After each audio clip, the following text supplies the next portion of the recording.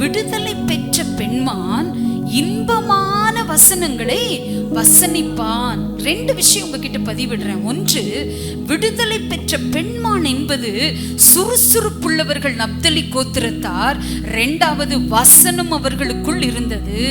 அல்லேலூயா. நான் சொல்லுகிறேன், யார் யாருக்குள் சுறுசுறுப்பும் யார் யாருக்குள் வசனமும் இருக்கிறதோ அவர்களுடைய உயர்வை யாராலும் தடுக்கவே முடியாது. ஆமென். அவர்களுடைய உயர்வை யாராலும் தடுக்க முடியாது.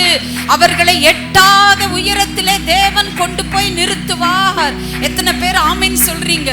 எத்தனை பேர் விசுவாசிக்கிறீங்க தேவ பிள்ளையே? ஆமென். சுறுசுறுப்பு இருக்கணும். 2வது என்ன இருக்கணுங்க? வசனம் எனக்குள்ள இருக்கணும். நப்தலி கோத்திரத்தை குறித்து பாருங்க. அதனாலதான் நான் சொல்லுவேன், ஆமென், அன்றைக்கு யாக்கோபின் மூலமாய் சொல்லப்பட்ட அந்த தீர்க்க தரிசன வார்த்தைய இந்த தீரு நகரத்தானான இந்த ஈராம் என்பவன், அவங்க அம்மா, அந்த விதவை தாய் அந்த வார்த்தையை பிடித்து கொண்டு ஜெபித்ததினாலே விடாப்பிடியா ஜெபிச்சிருப்பாங்க.